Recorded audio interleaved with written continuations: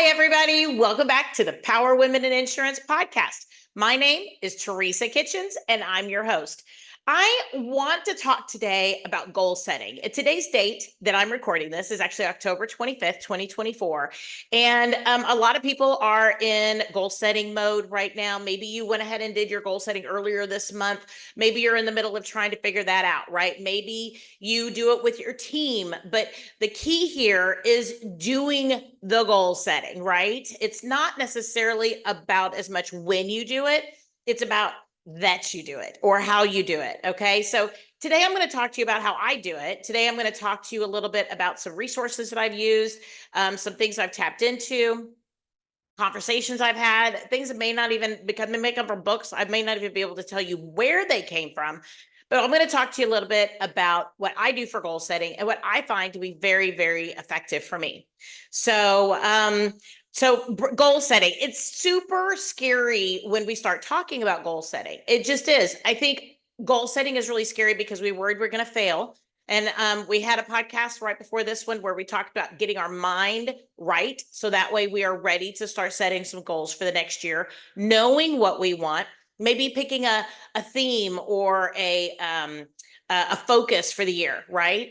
So last year, for this year, 2024, we created a theme called Clear as Kind. And the reason that we say clear as kind is because we wanted to have structures, documentation for people's positions, their jobs, for what they're doing, how they're doing it. And so that we can hold them accountable for doing the processes the right way. But then also, we had not updated our documentation in so long that it was probably 8 years old, 5 to 8 years old, that things had just changed. We had changed operations systems, we had changed technology, we had changed team members, and we had changed some carriers. So we needed to make sure we updated all of our standard operating, documentation. So we've done that this year. With that, we've also built out Agency Zoom. We're really trying to make sure we're using more automation. And again, that's also standardizing everybody's processes. And then we're documenting all that. We also say clear as kind is the concept that I've started one-on-ones with my team, where we sit down for 30 minutes every other week with half the team. So half the team one week, half the team the next. And 30 minutes, we get to talk about whatever they want to talk about. We talk about what are they doing for their job? How can I help them do it better? Maybe what's going on in their personal life. We talk about all the different things that we need to do on a one-on-one basis, right? Maybe they can say whatever they're struggling with, right? And it's a more private environment for them to do that. But again, being clear about my coaching of them, being clear about my relationship with them, with what we need them to do, what the operations and the processes are. And that's worked out really, really well this year. So this year for 2024, it's been clear is kind. Okay. And I really referred back to that multiple times because I would say, hey, if you don't know how to do this, then I'm not bringing to the table what I'm supposed to empower you to do your job as well as you possibly can. So remember, our theme is clear as kind. So how can I be clearer to be kinder to you? And that has really helped our communication dramatically this year.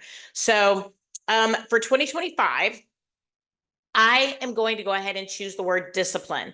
And that is going to be that we need to really make sure we're doing those operations, we're doing those processes the way we need to. We need to be accountable, hold ourselves accountable, hold each other accountable. But on the other side of that, it's that we don't let things slip through the cracks. We don't let things get a little lazy here and there about making sure that those things get done. Just little things like that. As far as discipline too, I want to make sure that we have all the meetings we're supposed to have. I'm not going to push them off because I have something else going on. Same thing for the team. I want them to bring their disciplined self to the table.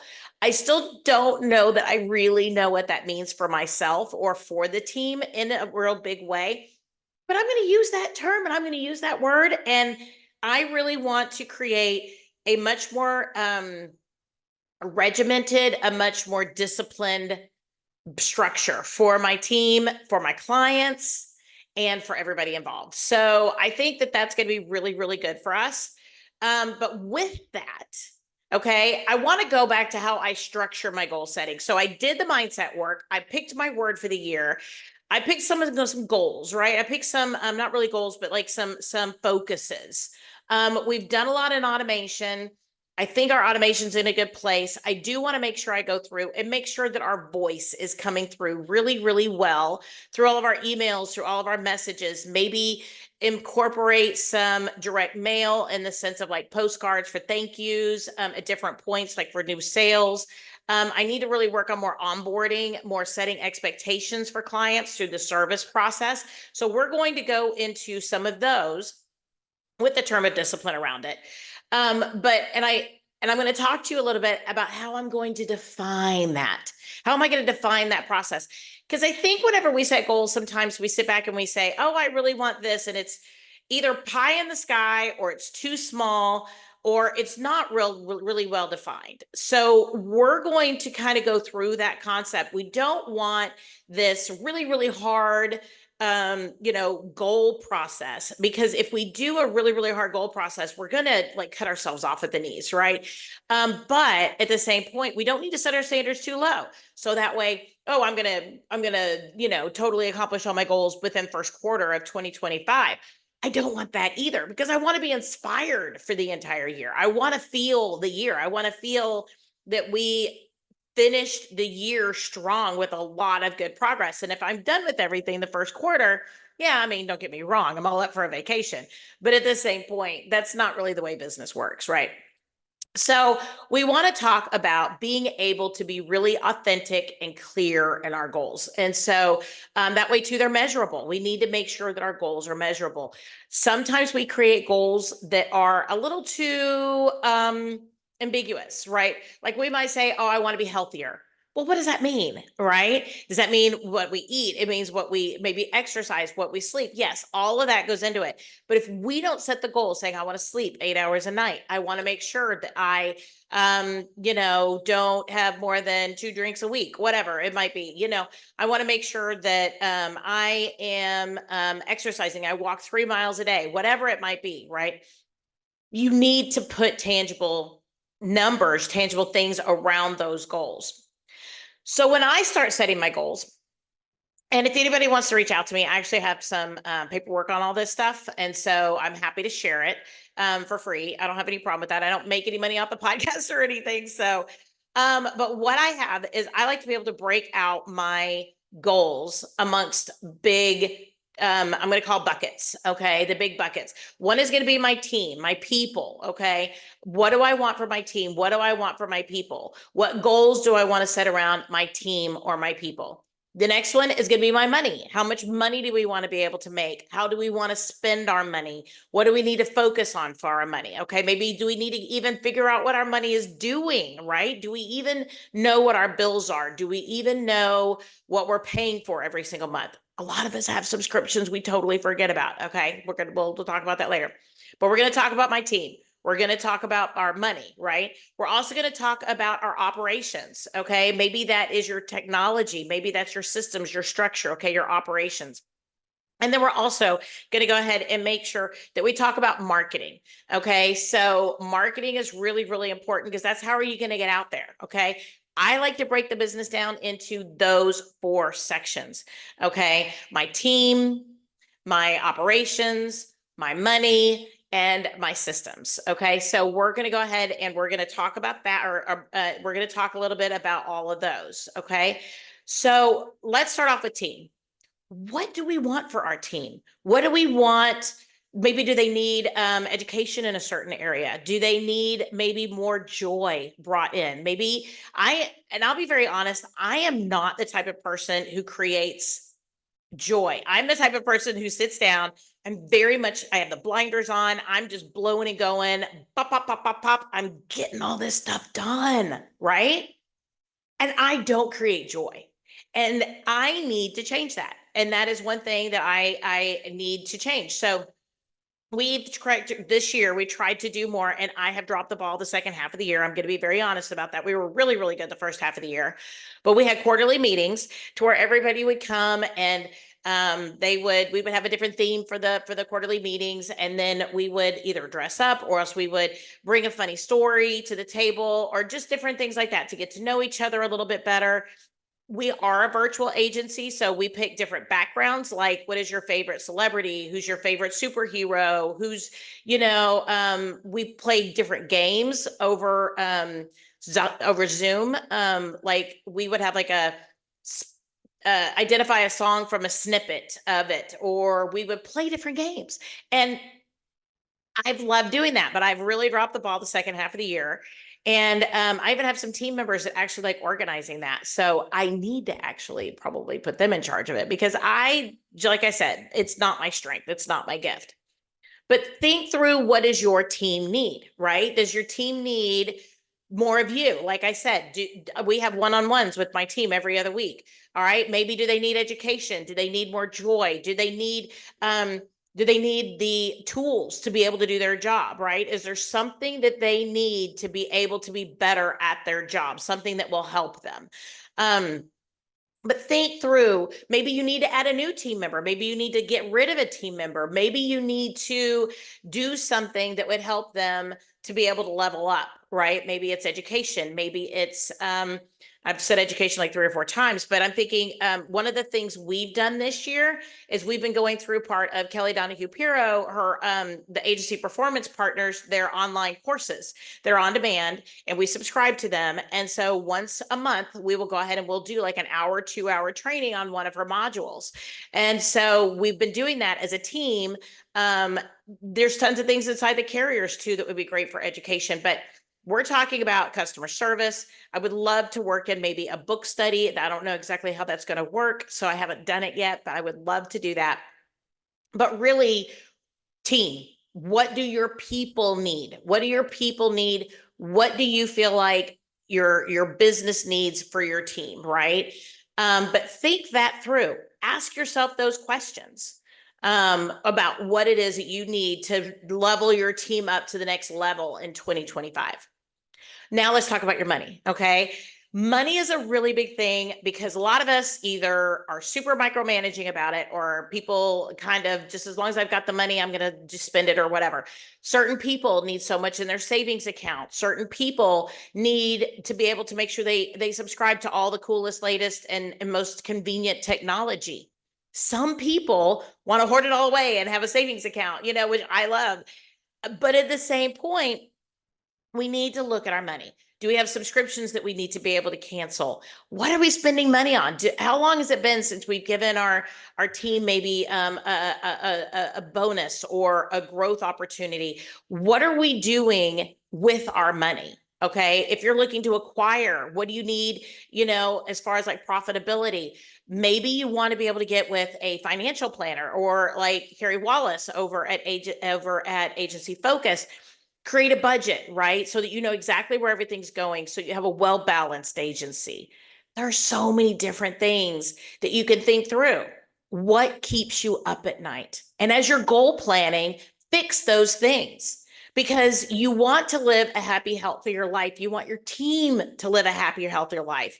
And you need to make sure you're really, really clear on where your business is, where you're going, what you're doing, and you're prepared to get there. And if that means you need to put money away for a down payment on a loan to be able to purchase another book of business, if that means you need to just settle in for the year, right, and just watch everything where it is and just let it really settle in, whatever you need to do. But look at your money, look at your finances. What do you need to do with your finances to help yourself, your team, and your business to be better at the end of 2025 going into 2026? So you're really, really pre-thinking here on a really large scale. So think about your team, think about your money. Okay. Then we're going to think about your operations. What do you need to be able to make sure your operations run smoother?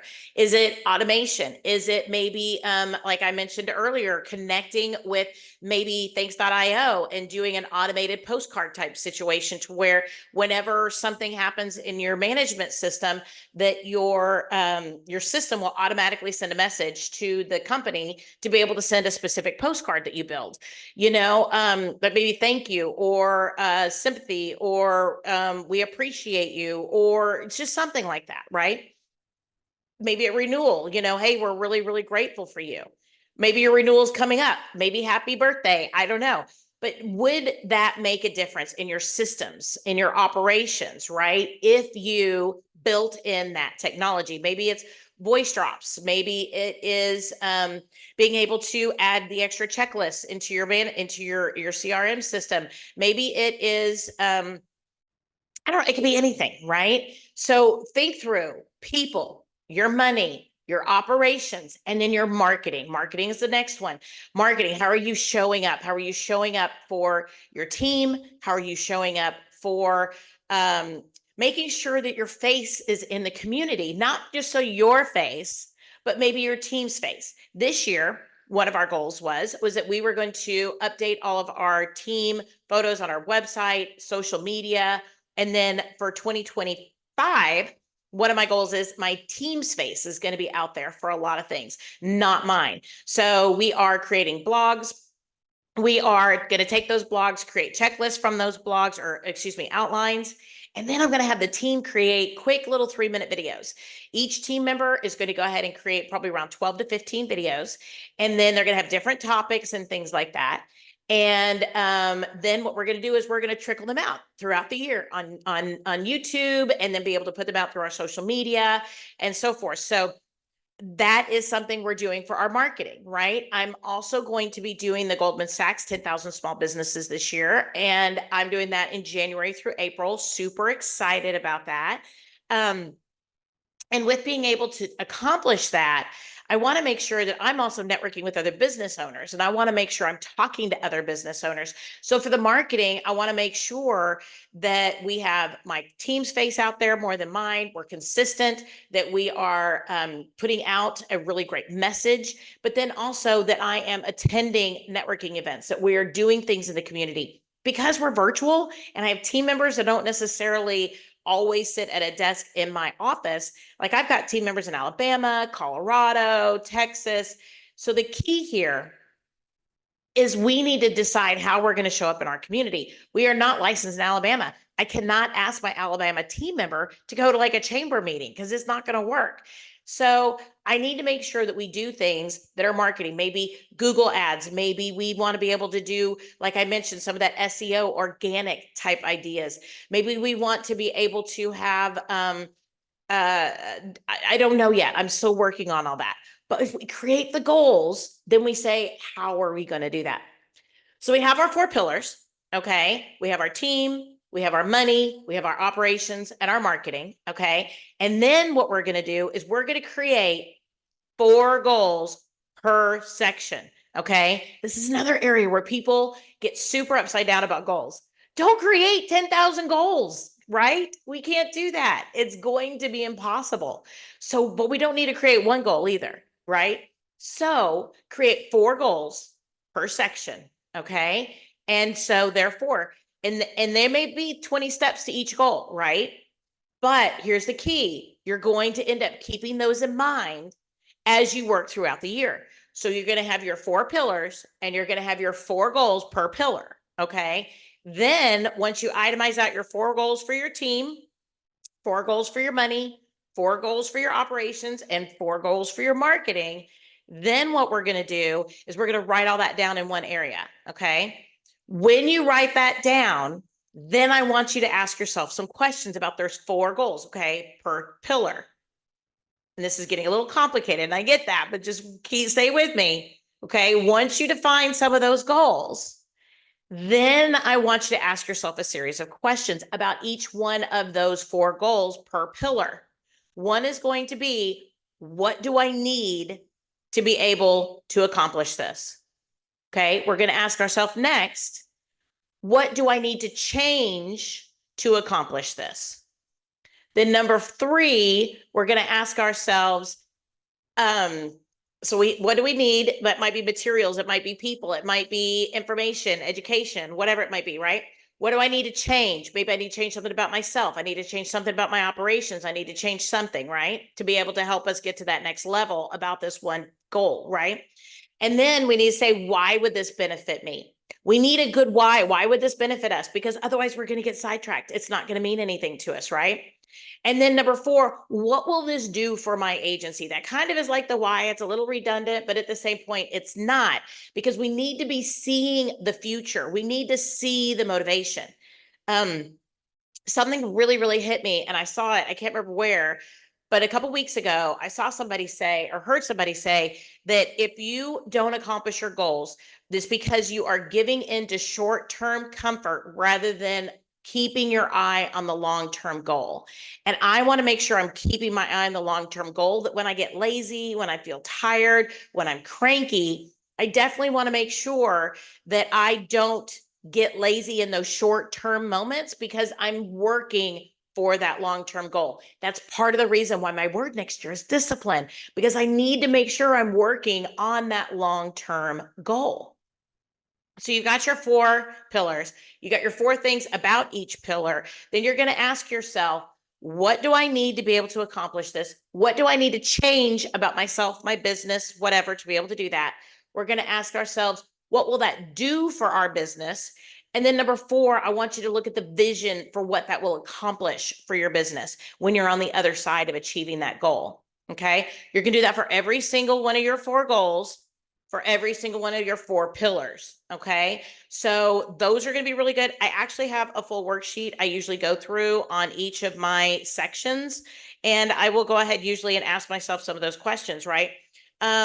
And a lot of them are some great other questions, if we want to, is what challenges am I expecting to be able to accomplish by working on this goal, right? Like, what would stop me from being able to achieve this goal? Okay. Maybe what do I need to delegate so that way I have space in my time, space in my business to be able to do this operation, okay, to be able to do this leveling up, right? So, or maybe what does my team need to be able to delegate so that they have time to do the things I'm asking them to do, right? So, and then you need to know, how are you going to track that goal?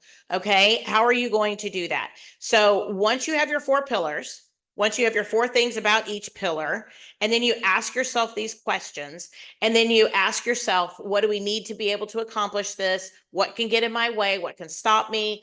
Okay, then what I want you to do is take another look, start from the top again, and make sure that all your goals are in alignment with where you want to go.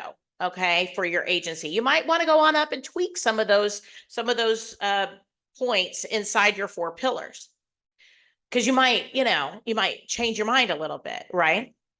So then what we do is we involve our team. Okay, let's talk to them.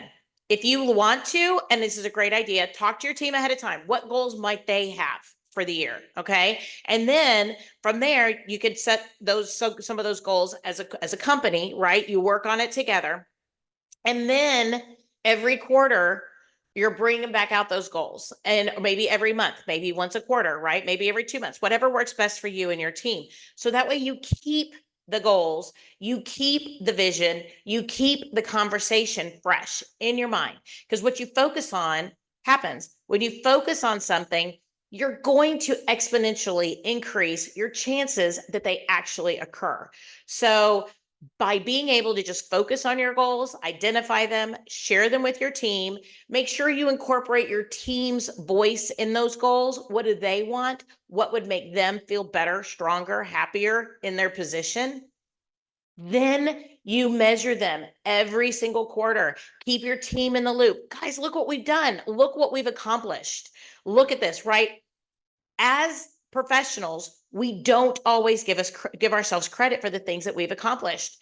And until we celebrate the things we've accomplished, we don't really feel like we're ever accomplishing anything, because otherwise we're constantly looking forward, constantly, right? That's one of the things about high achievers, is that we're constantly pushing that boundary. Well, that's great. But then we get emotionally exhausted and we get burnt out.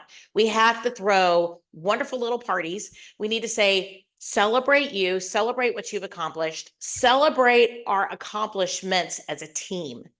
And by doing that, that's going to help everybody to kind of rally a lot more around those goals. And therefore the goals that are set become their goals as well.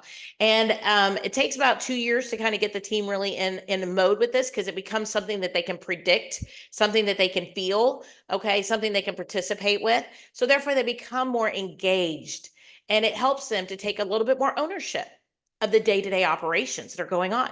Huge, just huge. Then what I really, really, really would love for you guys to do is that once everybody really takes a serious look, what do you want in your 4 pillars, 4 points per pillar, and then ask yourself those questions, involve your team, make sure you hone and define those goals. Okay. So maybe if you have a goal that's like, I want to make sure we add in 100 Google reviews this year. Then if you go in there and you create a goal, I want you to take that goal and increase it by 20%. That's going to be your push goal. That's going to be your stretch goal. You may not make it, but remember, we talked about it. We don't want low goals, but we don't want really, really hard goals either. So some goals, we don't really know where they're going to fall and how easy or how difficult they're going to be, right? So what I like to do is I like to say, here's my goal in the middle, right? Here's my goal. But what I want to do is I want to do an extra 20%, maybe an extra 40%, whatever your push comfort level is, right? But then what we can say, this is our push goal and this is our goal. Okay. So therefore we're still maybe make our goals. Maybe even you make it plus an extra 10%, right? Rather than their 20% or your 40% additional. But make sure that you're setting the goals. They're very well expressed to your team. Involve your team in that conversation. Then push them just a little bit outside their comfort zone, because the more we're pushed just a little bit outside our comfort zone, the more this goal in the middle ends up rising up here. So we're going to be able to be better at our job, at our processes, as our structure, as our team, as our money, as our marketing, if we can make sure we push just a little bit harder. Okay. So for my push goals this year, we had 160 reviews as of September last year when I set my goals. I think I had 162. I really wanted about 250 reviews for the year. Okay, and I think we're going to be pretty well there for the year. But my push goal was to 300. Okay, but right now we are like 238. So that's fine.